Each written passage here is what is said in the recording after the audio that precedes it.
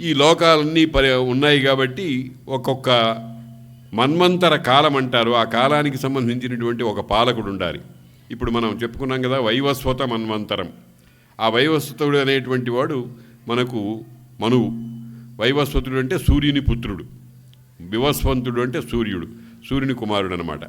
ఆ మన్వంతరం. ఇట్లా ప్రతి మన్వంతరానికి ఒక్కొక్క పాలకుడు ఉంటాడు. వాళ్ళు ఇంద్రాది దేవగణంబులను అష్టదిక్పాలకులు.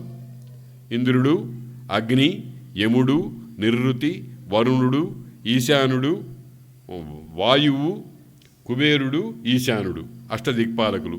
పైన సూర్యచంద్రుడు. ఇలాగా 10 దిక్కులకు 10 పాలకులు ఉంటారు. వీళ్ళందరూ ఏర్పడ్డారు.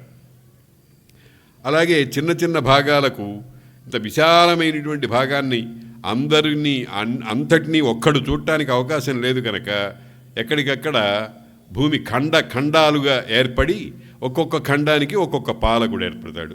వాళ్ళనే ధాత్రీ పాలకులు, రాజులు అంటారు. అందుకనే పురాణం పంచలక్షణం అన్నారు. 5 లక్షణాలు కలిగింది. వంశ సర్గశ్చ ప్రతిసర్గశ్చ వంశో మన్వంతరాణి చ వంశానుచరితంచేతి పురాణం పంచలక్షణం అని. కాబట్టి వంశానుచరితం అంటే రాజవంశాలు, ఎవరి తర్వాత ఎవరు ఎంతకాలం ఏ విధంగా పరిపాలించారు అనేటువంటిది చరిత్ర అన్నమాట. అదంతా 2వ దశలో ఏర్పాటు చేశారు. దేవగణంబును ధాత్రీపతులునై అవతరించి జగంబుల రక్షింపుతుండు. అధర్మంబును రుద్రుండును మహోరగంబులును రాక్షసానీకంబులునై విలయంబునొందించు. మళ్ళీ ఈ ఏర్పడినటువంటి విశ్వాన్నంతటినీ కూడా లయం చేసేసుకుంటుంది. ఆ పరమాత్మే లయం చేసుకుంటాడు. ఎందుకని? మనకు ఇది అసమాధేయమైన ప్రశ్నగా కనిపిస్తుంది. అంటే దీనికి ఎవడు సమాధానం చెప్పలేడు అన్నట్టుగా కనిపిస్తుంది. అయితే శాస్త్రాలు ఏం చెప్పినాయంటే సమాధానం లోకవత్తు లీలా కళ్యాణం అన్నారు. ఈ లోకంలాగానే ఈ జగత్ కళ్యాణం, జగత్తుకు సంబంధించినటువంటిదంతా కూడా లోకంలాగానే ఉంటుంది. దాన్ని ఒక ఉదాహరణతో మనం సమన్వయం చేసుకోవచ్చు. మన ఇంట్లో ఏదో ఒక మంచి పెళ్లి కార్యక్రమం ఉంది. పెళ్లి కార్యక్రమం సంకల్పం చేశాం. సంకల్పం చేసిన తర్వాత ఒక పెద్ద హాల్ తీసుకున్నాం.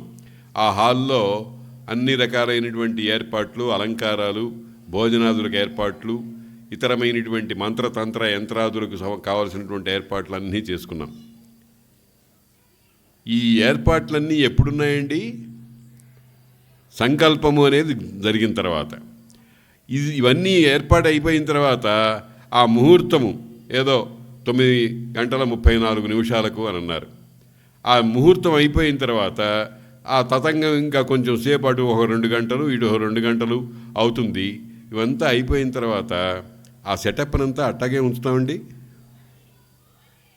ఆ కళ్యాణ మండపానికి సంబంధించినటువంటి మండపము, ఆ అలంకారాలు, ఆ తెచ్చినటువంటి పాత్ర సామగ్రి, వంటలకు కావాల్సినటువంటివన్నీ కూడా ఇదేదో బాగానే ఉంది ఇట్టాగే ఉంచుతామని అన్నిటినీ వైండప్ చేస్తామా లేదా?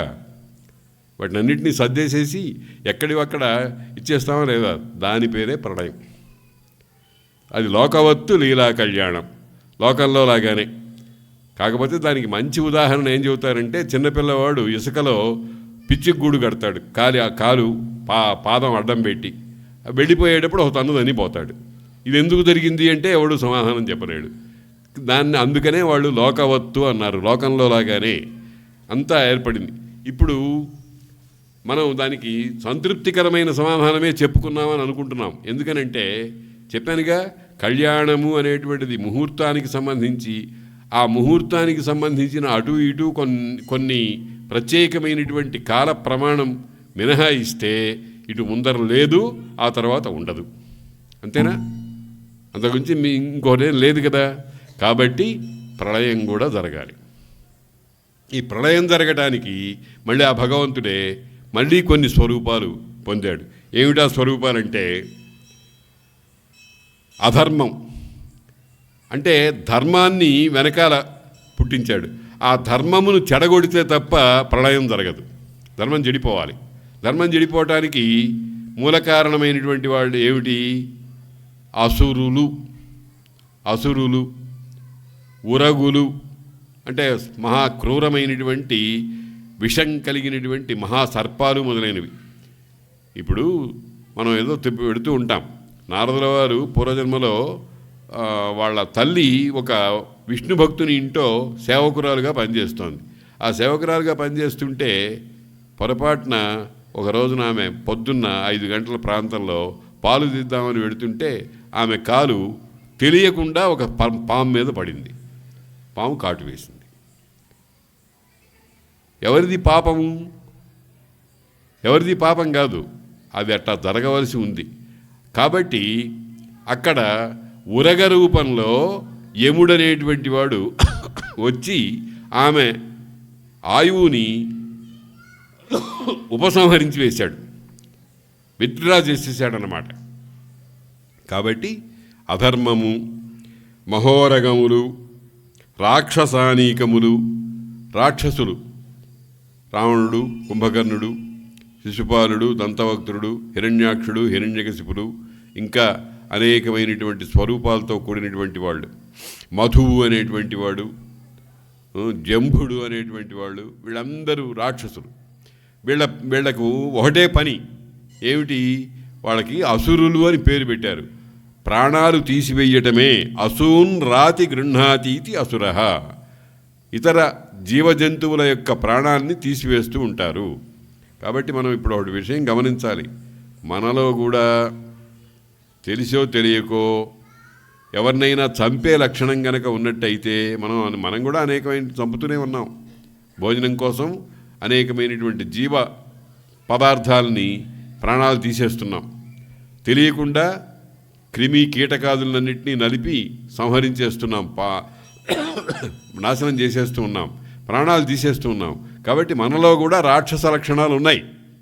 అవి బాగా స్ఫుటంగా ఉండేటువంటి వాళ్ళని మాత్రం ప్రత్యేకించి ఒక జాతిగా చెప్పారు. మహోరగంబులు రాక్షసానీకంబులునై విలయంబునొందించు విలయము, విశేషముగా లీనమైపోవటము. లీనమైపోవటం అనేదాన్ని మనం జాగ్రత్తగా గమనిస్తే, ఒక చిన్న పాత్ర, ఒక గ్లాస్ ఉంది. ఆ గ్లాసులో నీళ్లు స్వచ్ఛంగా ఉన్నటువంటి నీళ్ళని నింపి అందులో ఒక ఉప్పురాయి వేసాం. ఉప్పురాయి వేస్తే ఏమవుతుంది? మన చేతిలో పట్టుకున్నాం ఆ ఉప్పురాయిని. ఆ ఉప్పురాయి అనేటువంటిది నీళ్లల్లో పడేటప్పటికీ కరిగిపోయి రాయితనం పోయింది. అందులో ప్రతి అణువు కూడా ఈ జల అణువులలో కలిసిపోయి మనకు కనబడకుండా పోయింది. దాని పేరే విలయము, విలీయమానము అవుతుంది. అట్లాగే ఈ సృష్టి మొదట ధర్మాది దృష్టితో ఏర్పడినటువంటి ఈ సృష్టి ఆ మొట్టమొదట తపస్సుతో ఏర్పడినటువంటిది ధర్మంగాయి అధర్మంగాయి. తపస్సు అయినప్పుడు భావనాత్మకంగా ఉంది, ధర్మంగా ఉన్నప్పుడు వస్తువాత్మకంగా ప్రపంచాత్మకంగా ఉంది, అధర్మంగా అయినప్పుడు మళ్ళీ ఆ పరమాత్మలో లీనమైపోతోంది. అందుకనే శివుడు ప్రళయస్వరూపుడు అని అంటే ఆ ప్రళయస్వరూపం కూడా మంగళమే. శివుడు అనే పేరుంది ఆయనకి. ఆ శివుడు అనేటువంటి పేరు వచ్చిందన్నమాట. అధర్మంబును రుద్రుండును మహోరగంబులును రాక్షసానీకంబులునై విలయంబునొందించు. ఈ తాత్పర్యాన్ని అంతటినే అద్భుతమైనటువంటి ఆ పద్యంలో పోతన గారు చెప్పారు. ఎవ్వనిచే జనించు జగము, బ్రహ్మదేవుడు తపస్సు. ఎవనిచే జనించు జగము అన్న చోట మనకు మొట్టమొదటి వరుసలో కనిపించేవాళ్ళు ఎవరు? తపస్సు, బ్రహ్మదేవుడు, ఋషులు, దేవతా గణాలు. రెండవ వరుసలో కనిపించేది ఎవరు? ధర్మము, విష్ణువు, మరి ఇతరమైనటువంటి యజ్ఞము, మనువు, ఇంద్రాది దేవతలు అనేవాడు. మూడవ స్థితికి వచ్చేటప్పటికీ అక్కడ కనిపించేది ఎవరు? అధర్మము, రుద్రుడు, తర్వాత పాములు మొదలైనటువంటివి, రాక్షసులు మొదలైనటువంటి వాళ్ళు. ఏం చేస్తున్నాయి? ఇది చుట్టబెట్టేస్తున్నాయి. మనం ఏం చేస్తున్నాం? బండి ఎక్కిన వెంటనే అక్కడ ఓ రగ్గు, ఓ దిండు, బెడ్షీట్స్ ఉంటాయి. వెళ్ళి మనం మనకిచ్చిన బెర్త్లో వాటినన్నింటినీ సర్దుకుని కూర్చుంటాం. మనం దిగేటప్పుడు వాటినన్నింటినీ మడత పెట్టేసేసి అక్కడ పెట్టి వచ్చేస్తాం. దాన్నే విరయం అన్నారు, దాన్నే ప్రళయం అన్నారు. ఇది అతి సహజమైనటువంటి కార్యక్రమం అన్నమాట. కనుక విరయం జరుగుతుంది. అంటే ఇప్పుడు ఏమైందనమాట, సృష్టి స్థితి లయములు 3 చెప్పారు. సృష్టికారకుడు ఏను అన్నాడు, బ్రహ్మదేవుడు చెబుతున్నాడు కనుక. స్థితికారకుడు విష్ణువు, లయకారకుడు శివుడు, రుద్రుడు అనేటువంటి వాళ్ళు. ఇవన్నీ అయిన వాళ్ళు ఎవరు? ఇప్పుడు ఆ మొదటి వరుసలో చెప్పినటువంటి తపస్సు, బ్రహ్మదేవుడు, ఋషిగణాలు, నవ ప్రజాపతులు వీళ్ళంతా కలిసి సుమారు 16-17 మంది ఉన్నారంటే వాళ్ళున్ను. రెండవ దాంట్లో ధర్మము, విష్ణువు, యజ్ఞములు, మనువులు, ఇంద్రాది దేవతలు అనే యూనిట్లో ఉండేటువంటి 5గురును. ఆ తర్వాత ఉండే అధర్మము, రుద్రుడు, మహోరగములు, అసురానీకము అనేటువంటి వాళ్ళు ఉన్నారంటే ఈ సుమారుగా లెక్కకు 20-25 తత్వాలుగా వస్తాయి. ఇదంతా మనకు వేరువేరుగా కనిపిస్తోంది. కానీ ఈ అన్నిటిలో సూత్రే మణిగణ ఇవ అని భగవద్గీతలో చెప్పినట్టుగా మణిగణములలో సూత్రంలాగా ఆ వెనకాల దారములాగా ఉండేదంతా ఆ పరమాత్మయే అని మనం జాగ్రత్తగా గమనించాలి.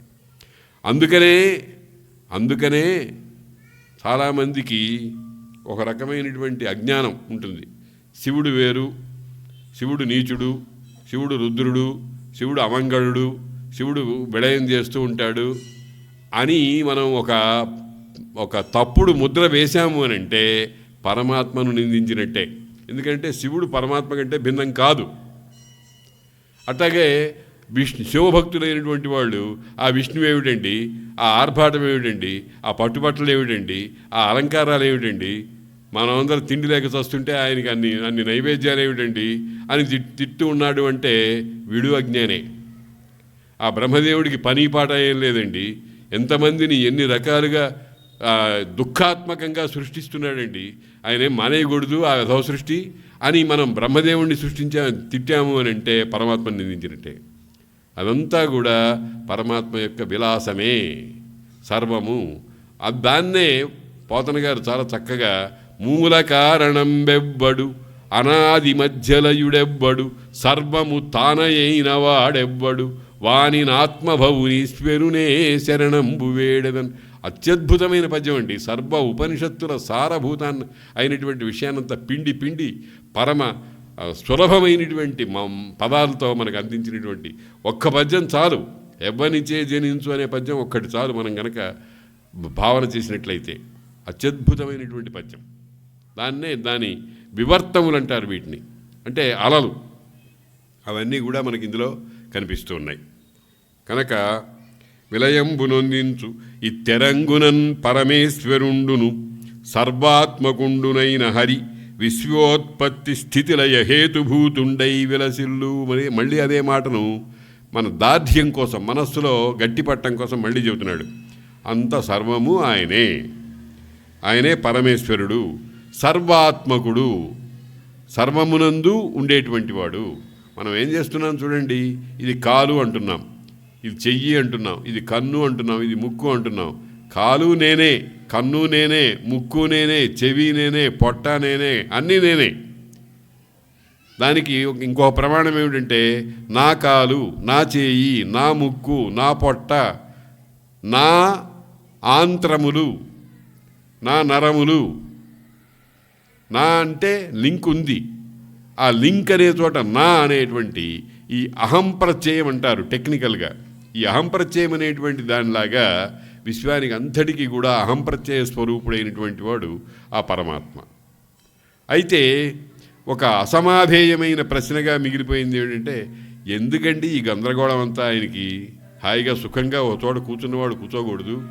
ఈ సృష్టి చేయడం ఎందుకు, దాన్ని పెంచడం ఎందుకు, కౌపీన సంరక్షణార్థమయం పటాటోపహ అని ఇదంతా చేసి మనల్ని ఇబ్బంది పెట్టడం ఎందుకు అని అంటే, ఆయన ఏమి ఇబ్బంది పెట్టడంలా. ఆయన ఇవన్నీ ఏర్పాటు చేసి అందరికీ కావలసినవన్నీ ఏర్పాటు చేసి చక్కగా నాయన సుఖంగా ఆనందంగా బతకండిరా అని అంటే మనం ఏం చేస్తున్నాము? నా విస్తట్లో ఏం వడ్డిచ్చారో నేను చూడటల్లా, పక్కవాడి విస్తరు చూస్తున్నాం. నాకు కొంచెమే పెట్టాడు, ఒక పూర్ణ బూరే వేశాడు, వాడికి 2 వేశాడు అని ఈ ఈర్ష్య అసూయ అనేవి పెంచుకొని సర్వదుఃఖాన్ని మనం కొని తెచ్చుకున్నాం. దాన్నే అజ్ఞానం అంటారు. కాబట్టి భగవంతుడిలో ఏ విధమైనటువంటి అన్యాయమైన స్థితి లేదు. అయితే మరి మీరే అన్నారు కదండి, నాకు 1 వేశాడు వాడికి 2 వేశాడు అని. ఈ 1, 2 అనే తేడా కాదా అంటే తప్పకుండా తేడాయే, కానీ తేడా ఉండకపోతే చస్తాడు వాడు. 1 వేసిన వాడికి 2 వేస్తే చచ్చే స్థితి ఉంటుంది. 2 వేసిన వాడికి 1 వేస్తే వాడికి తక్కువ అవుతుంది. తల్లి, నేను చాలాసార్లు చెప్పాను, తల్లి ఏ పిల్లవాడు ఎంత తిని జీర్ణించుకుంటాడో అంత చక్కగా పెడుతుంది. అంతేగాని నాకు అందరి పిల్లలు సమానమే అని తూచిపెడుతుందా? 4 ఏళ్ల వాడికి 40 ఏళ్ల వాడికి అన్నం పంచిపెట్టి ఇదిగో నీ భాగం ఇది, నీ భాగం ఇది అని పెడుతుందా? పెడితే 4 ఏళ్ల వాడు ఎక్కువ వయసు వస్తాడు, 40 ఏళ్ల వాడు తక్కువ వయసు వస్తాడు. కాబట్టి మనం జాగ్రత్తగా గమనించవలసిందేంటి, భగవంతుడిలో పక్షపాతమేం లేదు. ఎవరు ఎంత తిని జీర్ణించుకోగలరో, ఎంత అనుభవం పొందగలరో ఆ పొందేటువంటి స్థితిని మాత్రమే ఆయన అందిస్తూ ఉంటాడు. అది గమనించకుండా మనం ఈర్ష్య అసూయ, వాడి పక్కవాడిని చూస్తాడు, నీకెందుకండి, నీకు చక్కగా పెట్టారు కదా అన్ని పదార్థాలు, వాడికి ఏం పెట్టాడు అనేటువంటిది ఎందుకు? ఇదే చమత్కారమైన కథ చెప్తారు. 2 తపస్సు చేశారు. తపస్సు చేస్తే ఇద్దరికీ కూడా భగవంతుడు ప్రత్యక్షం అవుతాడు, ఏదో ఇస్తాడు. వాడికి కావాల్సింది వాడికి ఇస్తాడు, వీడికి కావాల్సింది వీడికి ఇస్తాడు. కానీ వీళ్ళిద్దరూ నీచమైన బుద్ధి కలిగినటువంటి వాళ్ళు. ఒకటి దగ్గరికి వచ్చాడు, అయ్యా నాకు ఏం కావాలంటే వాడిని అడిగి రండి ముందర, వాడు ఏం కావాలంటాడో వాడికి రెట్టింపు నాకు ఇవ్వండి అన్నాడు. ఇది విన్నాడు వాడు. నీ రోగం ఇట్టా కుదుర్చాలా, ఎట్టా కుదుర్చాలో నాకు తెలుసని భగవంతుడు ఆయన దగ్గరికి వెళ్ళి నీకేం కావాలరా అంటే, స్వామి నాకు 1 కన్ను పోగొట్టండి అన్నాడు వాడు. ఏమైంది ఫలితం? వీడికి 2 కళ్ళు పోతాయి.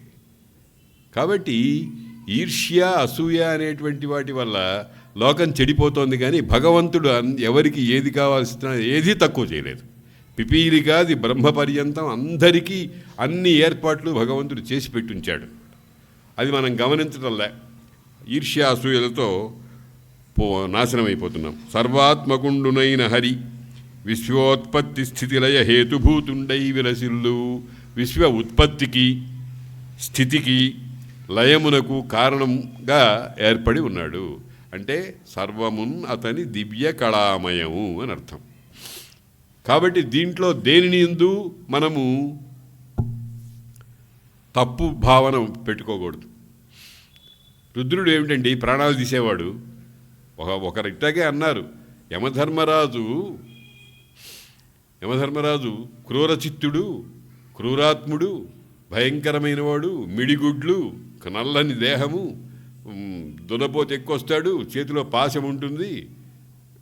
అటువంటి వాణ్ణి పాండురాజు మొట్టమొదటిగా సంతానం కోసం అటువంటి వాడిని ఎందుకు అడిగాడండి. కాదు, తప్పు యమధర్మరాజుని కాదు అడిగింది, ఇంకెవరో ధర్ముడు అనేవాడు ఉన్నాడు అని ఒక సిద్ధాంతం చేశారు. అంటే ఇది ఒక దృష్టి వరకు బాగానే ఉంటుంది, ఒక లెవెల్ వరకు బాగానే ఉంటుంది. కానీ ఆ లెవెల్ దాటి చూస్తే ధర్ముడు కూడా యముడు కూడా పరమాత్మాంశమే. అది గమనించకుండా ఆక్షేపాలు చెప్పి అది తప్పు ఇది ఒప్పు అనేటువంటి నిర్ణయాలకు మనం వస్తున్నాం. మన తెలివితేటలను ఉపయోగిస్తున్నాం అన్నమాట. ధరణీ రేణువులైన గణుతింప నలబియగుంగాని అమ్మహాత్ముని లీలావతార అద్భుత కర్మంబులు లెక్క పెట్టనెవ్వనికి నశక్యంబయ్యుండు. ఈ భూమిలో ఎన్ని రేణువులున్నాయని ఎవడైనా లెక్క పెడతాడేమో కానీ ఆ పరమాత్మ యొక్క లీలా అవతారాలని కానీ గుణాలని కానీ లెక్క పెట్టడం సాధ్యం కాదు. దీన్నే సూత్రప్రాయంగా చెప్పారు ఒక మంచి శ్లోకంతో. సంఖ్యాతుం నైవ శక్యంతే గుణా దోషాశ్చ శార్ంగిణ. శ్రీ మహావిష్ణువు యొక్క గుణాలు కానీ దోషాలు కానీ లెక్క పెట్టడానికి సాధ్యం కానే కాదు. సంఖ్యాతుం నైవ కానే కాదు. లెక్కబెట్టడం అనేది సాధ్యం కాదు. ఏమిటి? గుణాలని, దోషాలని. రాముడి గుణాలని 16 గుణాలు. ధర్మజ్ఞశ్చ కృతజ్ఞశ్చ సత్యవాక్యో మహారథ చారిత్రేణ చకోయుక్త సర్వభూతేషు కోహిత విద్వాన్ కస్సమర్థశ్చ కశ్చైక ప్రియదర్శన అని ఇట్లాగా 16 గుణాలని క్రోడీకరించారు. ఆ రకంగా 16 దగ్గర ఆపేయటానికి సాధ్యం కాదు శార్ంగి యొక్క గుణాలు. ఎందుకనంటే చెప్పారు. ఏమిటయ్యా ఎందుకని అంటే ఆనంత్యాత్ ప్రథమో రాశి. గుణాలు అనేటువంటివి అనంతంగా ఉన్నాయి, అంతులేదు. అంతులేని వానికి లెక్క పెట్టడం ఎంత సాధ్యమవుతుంది? 1000 అన్నాం అనుకోండి, 1000 అంటే 1001 ఉంది. 1,00,000 అన్నాం అనుకోండి, 1,00,000 పైన ఇంకా ఉన్నాయి. 1,00,00,000 అన్నాం అనుకోండి, 1,00,00,000 పైన ఇంకా ఉన్నాయి. అర్బుదము, నిర్బుదము, పద్మము, శంఖము, మహాశంఖము మొదలైన సంఖ్యావాచకాలు ఉన్నాయి.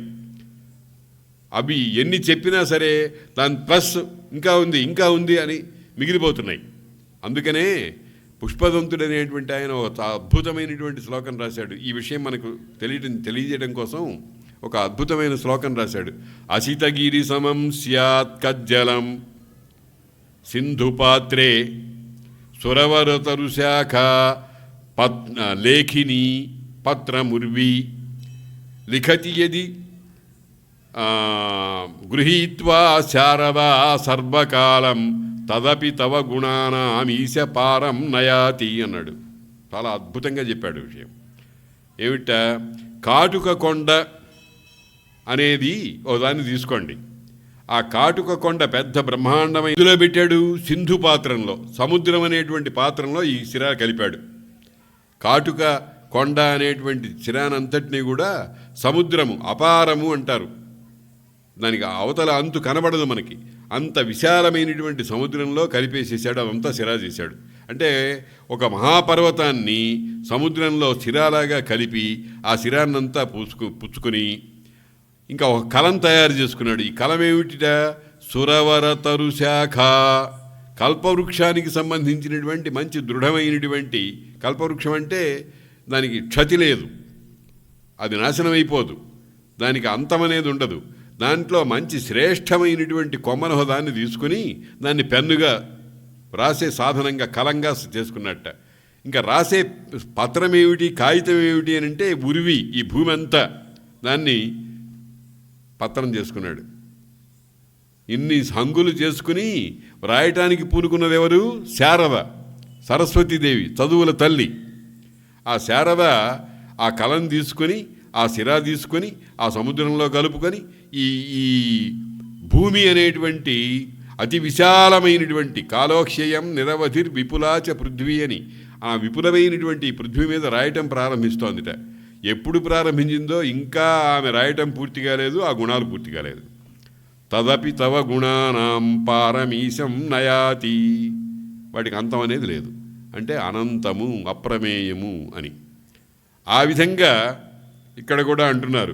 ధరణీ రేణువులైన గణుతింప నలవియగుంగాని అమ్మహాత్ముని లీలావతార అద్భుత కర్మంబులు లెక్కపెట్టనెవ్వనికి శక్యం బయ్యుండు. బ్రహ్మదేవుడు అంటున్నాడండి, 4 ముఖాలు కలిగి ఇన్ని 14 లోకాన్నంతా 84 లక్షల జీవరాశులనంతా సృష్టిస్తున్నటువంటి బ్రహ్మదేవుడు అంటున్న మాట ఇది. ఆయనకే సాధ్యం కాదంటే ఇంకా ఎవరికి సాధ్యమవుతుంది? మహాగజా పలాయంతే మశకానాంతు కావగతి అని ఒక కైముత్య న్యాయం అంటారు.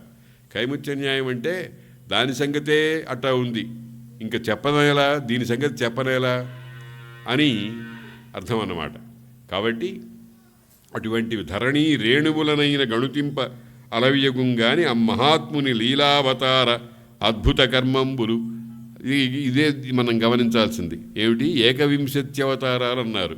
అది ప్రాధాన్యత చెప్పినటువంటి మాట, అంతేగాని అంతటితో అయిపోయినాయని కాదు. అందుకనే కిందటిసారి మనం ఏకవింశతి అవతారాలు అన్నారు, 23 వచ్చినాయేమండి అని కోమలాంబ గారి ప్రశ్న వేశారు. దానికి సమాధానం ఇదన్నమాట. అలాగే అవతారాలు ఉన్నాయి, ప్రధానంగా కొన్ని చెప్పాం అని. ఉపన్యసించితి నీకు సంక్షేప రూపంబున ఉపన్యసించితి సవిస్తరంబుగా ఎరిగింపన్నాకు తరంబుగాదు. సూక్ష్మంగా చెప్పాను కానీ డీటెయిల్డ్గా చెప్పడం నాకు కూడా సాధ్యం కాదు అని బ్రహ్మదేవుడు నారదునితో అన్నాడు.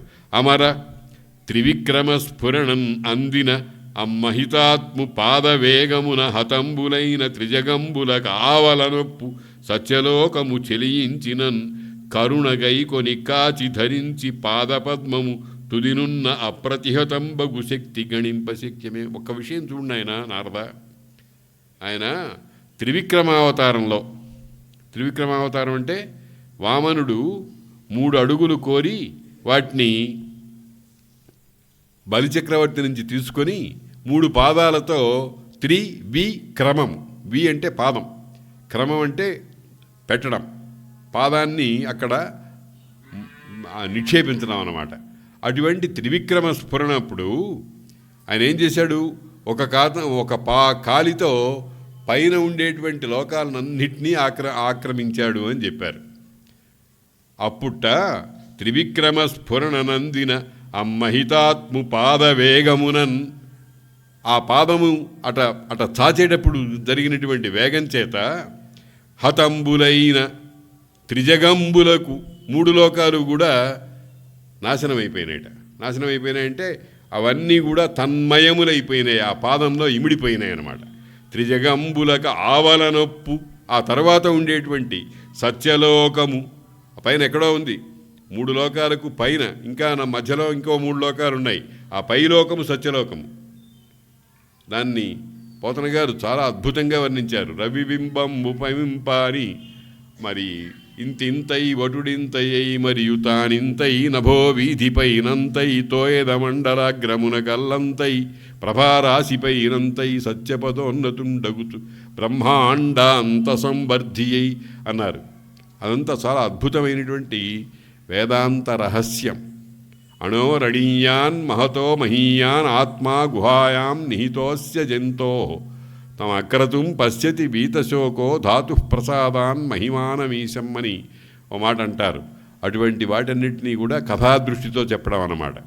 ఆయన ఈ కాలి వేగము ఒక క్షణంలో మనకు ఒక చోట నుంచి ఒక చోటికి వెళ్ళటానికి ఇప్పుడు ఏదో బుల్లెట్ రైళ్ళు వస్తాయట, 300 కిలోమీటర్లు 1 గంటలో లాగేస్తాయి. అంటే అర్థమేమిటి, దానికి కూడా హద్దు ఉంది.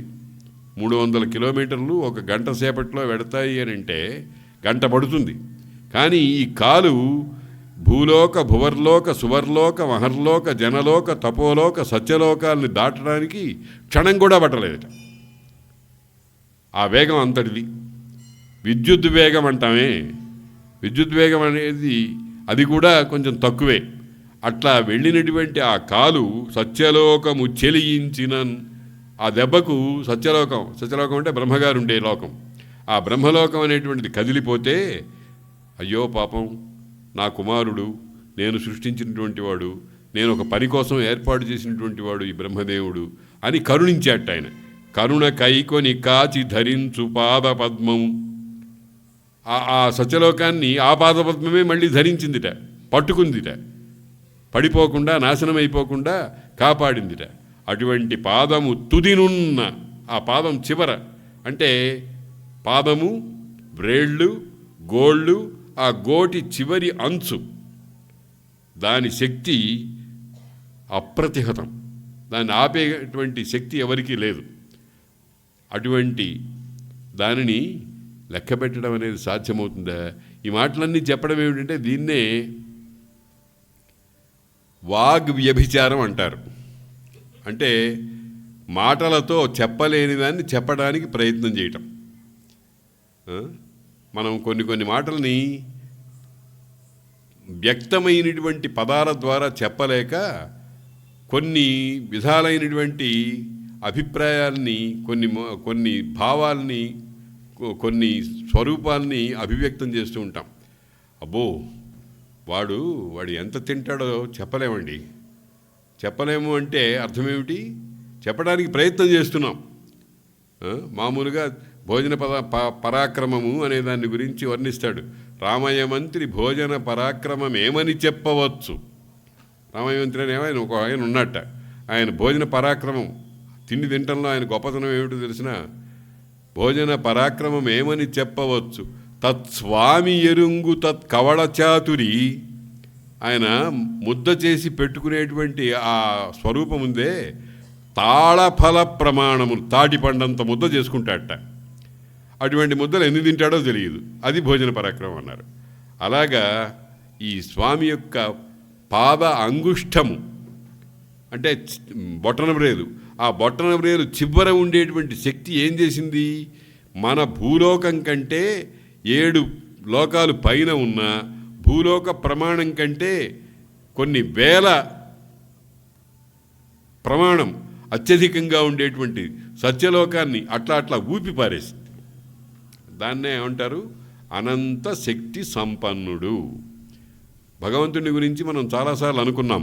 ఐశ్వర్యస్య సమగ్రస్య వీర్యస్య యశసః శ్రియః జ్ఞాన విజ్ఞానయోశ్చాపి షణ్ణాం భగైతీరణ అని. ఆ భగవంతుని శక్తి అనేటువంటిది దీంతో క్యాల్కులేట్ చేసుకోండి, మీరు లెక్క వేసుకోండి, ఎక్కడన్నా సాధ్యమవుతుందేమో చూడండి అని అంటారు. అందుకనే ధరణి రేణువులు వర్ణించవచ్చు, కానీ ఆయన గుణాలు వర్ణించడం సాధ్యం కాదు. ఆ శక్తి అప్రమేయము, ఏ కొలతలకు అందనిది. మనం ఇప్పుడు ఏదన్నా ఒక యంత్రానికి హార్స్ పవర్ నిర్ణయిస్తూ ఉంటాం, 10 హార్స్ పవరు 25 హార్స్ పవరు అని. ఇట్లాగా అటువంటి లెక్కలేమి ఎవడు చేయటానికి సాధ్యం కాదు అని అర్థం అన్నమాట. హరి మాయాబలమే నెరుంగనట శక్యంబే సనందాది సత్పురుషవ్రాతముకైన. నాకే తెలియదు, నాకే అంటే ఇది అహంకారం కాదు, అహంకారం కాదు. నేను సాక్షాత్తుగా ఆ పరమాత్మ యొక్క నాభికమనము నుండి ఆయన అనుగ్రహంతో పుట్టినటువంటి మొట్టమొదటి వాణ్ణి. అటువంటి నాకే ఆ హరి మాయా బలము, హరి శక్తి, హరికి సంబంధించినటువంటి ప్రాకృతికమైన శక్తి ఏదైతే ఉందో అది నాకే తెలియదు. ఇంకా సనందాది సత్పురుషవ్రాతముకైన, సనందుడు మొదలైనటువంటి వాళ్ళు అంటే బ్రహ్మదేవుడు సృష్టించినటువంటి వాళ్ళు. ఒక్కొక్క తరం తరిగేటప్పటికీ శక్తి తరిగిపోతుంది కదా. మనం ఇప్పుడు కూడా అనుకుంటూ ఉంటాం, మా చిన్నప్పుడండి 50 ఇడ్లీలు తినేవాళ్ళం, ఇప్పుడు ఒక ఇడ్లీ తినేటప్పటికీ ఎక్కసమైపోతుంది. మన తల్లిదండ్రులు వాళ్ళు తినేటువంటి ప్రమాణం అంతకంటే ఎక్కువ. అట వెనక్కి తరాలుగా వెనక్కి పెడుతూ ఉండగా అది చాలా పెద్ద లెక్కలో వస్తుందన్నమాట.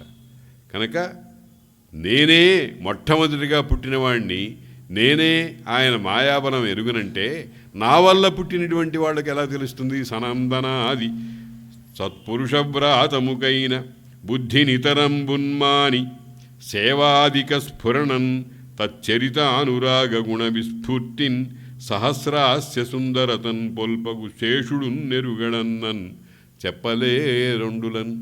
మామూలుగా మనకు ఏదైనా ఒక విషయం చెప్పడానికి ఒక తలకాయ ఉంది, ఒక నోరుంది. అటువంటి నోర్లు బ్రహ్మదేవుడికి 4 ఉన్నాయి, కుమారస్వామికి 6 ఉన్నాయి, రావణాసురుడికి 10 ఉన్నాయి. కానీ వేస్ట్, ఎందుకంటే 10 ఒక మాట మాట్లాడుతుంది, 10 ఒక మాటే మాట్లాడుతుంది. కాబట్టి 10 ఉన్నా ప్రయోజనం లేదు. ఇంకా చాలా తలకాయలు ఉన్నవాడు ఎవడంటే ఆదిశేషుడు, ఆయనకి 1000 తలకాయలున్నాయి. సహస్రశీర్ష పురుష సహస్రాక్ష సహస్రపాత్ సభూమిం విశ్వతో వృత్వా అత్యతిష్టదశాంగుళం అని వేదమంత్రం చెబుతోంది. అటువంటి 1000 తలలు కలిగినటువంటి వాడు ఆదిశేషుడు. ఆ ఆదిశేషుడే ఈ భూభారాన్నంతటినీ కూడా తన పడగల మీద నిరంతరము పెట్టుకుని భరిస్తున్నాడు అని చెప్తారు. అటువంటి శేషుడికి 1000 తలకాయలున్నాయి. ఇంకొక తమాషా ఏంటంటే ఒక్కొక్క తలకాయకి 2 నాలుకలు ఉన్నాయి. మనందరికీ ఒకటే నాలుక. వాళ్ళకి పాములకు ద్విజిహ్వులు అని పేరు. 2 నాలుకలు కలిగిన వాళ్ళు. 2 నాలుకలు ఎందుకు వచ్చినాయి? దేవేంద్రుడి పరిరక్షణలో ఉండేటువంటి అమృతాన్ని తీసుకురావడానికి వెళ్ళాడు. అంతకుముందు ఆ గరుత్మంతుడి తల్లి పాముల తల్లి దగ్గర సేవకురాలుగా పనిచేస్తోంది. ఆమె అనుగ్రహించి దాస్యం పోగొడితే తప్ప పోదు. అందుకని ఈ గరుత్మంతుడు మా తల్లి దాస్యం ఎలా పోతుందో మీరు చెప్పండి అన్నాడు. ఏముందిరా, మీ తల్లి దాస్యం మాకేం పెద్ద పట్టింపు లేదు, కాస్త ఆ అమృతం అనే పదార్థం ఏదో ఉందిటే అది తెచ్చిపెట్టు అన్నారు వాళ్ళు. అంటే అసాధ్యం అది. వాడు ఎట్టాగో తీసుకురాలేడు, ఈమె ఎప్పుడూ మాకు దాసిగానే ఉంటుంది అని వాళ్ళు అనుకొని కొంచెం వంచన మనం అప్పుడప్పుడు ఇట్టాగే చేస్తూ ఉంటాం. అబ్బాయి నాకేం అక్కర్లేదు అబ్బాయి, భోజనం నా భోజనం నేను చాలా తక్కువ భోజనం చేస్తాను, నా భోజనాన్ని గురించి నువ్వేం పెద్ద బాధపడద్దు. నా భోజనం ఏమిటంటే ఓ సేరు శనగలు బాగా నానబెట్టు, ఓ 20 యాపిల్ పళ్ళు తెచ్చిపెట్టు, ఓ గెల అరటి పళ్ళు తెచ్చిపెట్టు, ఇట్లా లిస్ట్ చదువుతూ ఉంటాడు. ఇదంతా సింపుల్ అంటాడు. అలాగా ఆ అమృతం తెచ్చిపెట్టు మాకు అన్నారు. అంటే మహానుభావుడు, మహాసమర్థుడు, చాలా గొప్పవాడు. అటువంటి అతను తన సంగతి చెప్పాడు. స్థావర జంగమ ప్రవితతంబగు భూవలయంబునెల్ల నా లావున తాల్తు అవిలంఘ్య పయోధి జలంబులెల్ల రత్నావళితోన చల్లుదు బృహన్ నిజపక్ష సమీరణంబునన్ దేవగణేశ ఈ క్షణమ త్రిమ్మరి ఒత్తు త్రివిష్టపంబులన్ అన్నాడు. తన శక్తి ఏమిటో తనకు తెలిసిన వాడు. స్థావర జంగమ ప్రవితతంబగు భూవలయంబునెల్ల నా బలంతో నేను ధరిస్తానయ్యా. ఈ సముద్రాల్లో ఉండేటువంటి నీళ్ళనంతటినీ కూడా నా రెక్కలు ఒక్కసారి ఇట్లా అనేటప్పటికీ ఇవన్నీ చెదిరిపోయి అక్కడ ఉండే రత్నాలతో సహా బయటపడిపోతాయ్యా. ఒక్క క్షణంలో ఈ భూమినంతా నేను తిరిగి వస్తానయ్యా, ఇది నా శక్తి అన్నాడు. ఎవరితో? దేవేంద్రుడితో అన్నాడు గరుత్మంతుడు. అటువంటి గరుత్మంతుడు సత్యం కోసం, తల్లి దాస్యం పోగొట్టడం కోసం ఆయన ఏం చేశాడంటే అమృతం తేవడానికి వెళ్ళాడు. చాలా కష్టాలు పడ్డాడు, తీసుకొచ్చాడు. దేవేంద్రుడు అడ్డుకున్నాడు, భంగపడ్డాడు, ప్రార్థించాడు. అయ్యా ఇది అమృతము చాలా శ్రేష్టమైన పదార్థము, దేవతలకు తప్ప ఇంకెవరికి ఉండకూడదు, నువ్వు తీసుకెళ్ళి ఆ పాములకి ఇస్తానంటున్నావు, లేకుండానే వాళ్ళు సర్వలోకాన్ని నాశనం చేస్తున్నారు, ఇది ఉంటే ఇంకా ఘోరమైనటువంటి ప్రళయం వస్తుంది, వద్దయ్యా అని చెబితే సరే అట్టాగే నేను చూసుకుంటానులే అన్నాడు. వేసి ఆ అమృత భాండం తీసుకొచ్చి ఓ చోట పెట్టాడు, ఓ దర్భల మీద పెట్టాట. ఆ దర్భల మీద పెట్టినందువల్ల దర్భలకి పవిత్రత వచ్చింది అని చెప్తారు. పెట్టి ఒరేయ్ పోయి తెచ్చుకోండిరా అన్నాడు. చాలా గొప్ప విషయం ఏమిటంటే అంత అమృతాన్ని కష్టపడి దేవతలందరినీ ఓడించి తెచ్చినటువంటి ఆ గరుత్మంతుడు అది అమృతం అంటే ఎట్టా ఉంటుందో కొంచెం ఒక్కసారి వేలు పెట్టి ఇట్టా నాకుదాం అనుకోలేదుట. ఆ భావనే కలగలేదుట ఆయనకి. కలహముననిట్లు సురవీరులనెల్లరనొచ్చి ఒక్కరుడ అమృతము తెక్కలికొని ఆస్వాదింపక అలోలుడగువాని చూచి హరి ఇట్లరియన్. ఆ గుణానికి భగవంతుడికి మెప్పు కలిగి ఆయనంతలో ఆయనే వచ్చి నీకేం కావాలరో వరం కోరుకోమని ఉన్నాడు. ఎక్కడ తపస్సు చేస్తే కానీ కనబడని ఆ శ్రీమన్నారాయణుడు అంత గొప్పవాడు. ఈ పాములు మీరు వెళ్ళి అక్కడ కుండలో పెట్టాను, అది తీసుకోండి అని చెప్పి, అది చాలా పవిత్రమైన వస్తువు కనుక మీరు వెళ్ళి ఆ నదిలో స్నానం చేసి రండి, కొంచెం మడిగట్టుకుని అది భోజనం చేస్తే మంచిది అని అనేటప్పటికి వాళ్ళందరూ అదే అనుకుని వెళ్ళి అక్కడ ఉండేటువంటి చెరువులోనో నదిలోనో స్నానం చేయడానికి వెళ్ళేటప్పటికి దేవేంద్రుడు దీన్ని మళ్ళీ మామూలు పెట్టేశాడు. వాళ్ళు వచ్చి చూశారు, కుండ కనపడలేదు. కుండ కనపడకపోతే ఏడుచు లబోమో ఆయన మాట నెగ్గించుకున్నాడు, అయిపోయింది. వీళ్ళ నోట్లో కరక్కాయి. అందుకని వాళ్ళు ఏం చేశారట, ఆ సర్పాలన్నీ కూడా ఆ దర్భలు ఉన్న చోట ఉన్నాయి కనుక ఆ నాలుకలతో వాటి అంచుల్ని నాకటం ప్రారంభించారు. దర్భ అంచు కత్తిలాగా ఉంటుంది, చీలిపోయినాయట. అప్పటి నుంచి వాళ్ళు ద్విజిహ్వులైనారు, 2 నాలుకల వాళ్ళు అయినారు. ఆదిశేషుడికి 1000 తలకాయలు, 2000 నాలుకలు. ఒక్క తలకాయి ఒక్క నాలుక ఉన్నవాడే ఎన్ని రకాలైన మాటలు మాట్లాడుతున్నాడో చెప్పలేం. అటువంటి 1000 తలకాయలు 2000 నాలుకలు ఉన్నటువంటి ఆ శేషుడికైనా సరే ఆ భగవంతుని గుణాలను గురించి చెప్పడం సాధ్యమవుతుందా? సహస్ర ఆస్య సుందరతన్ పొల్పగు శేషుడు నెరుగడన్నన్ చెప్పలేడు ఒండొరు. ఇంకా ఎవరు కూడా వాటిని చెప్పలేరు. ఇతరము మాని తన్నుమదినెంతయునమ్మి భజించువారిన్ ఆశ్రిత జన సేవితాంఘ్రి సరసీరుహుడైన సరోజనాభుడు అంచిత దయతోడ నిష్కపట చిత్తమునన్ కరుణించు అట్టివారు అతుల దురంతమై తనరున విభుమాయతరింతురెప్పుడు. అయితే మన గతి ఏమిటయ్యా ఇంకా? మనం భగవంతుడిని ఎట్లా పొందడం? ఆ భగవంతుడిని గుణాన్ని గానం చేయడం ఎట్లా? ఆయన అనుగ్రహాన్ని సంపాదించడం ఎట్లా? అంటే వేదాల్లో ఒక మాట, చాలా అద్భుతమైన మాట చెప్పారు. యమైవైష వృణుతే. మన తపస్సు, మన మన మంచి పనులు, మన గొప్పతనము ఏమీ పనిచేయవుట. ఆయనకి అప్పుడప్పుడు బుద్ధి పుడుతుంది వీడిని అనుగ్రహించవచ్చు అని.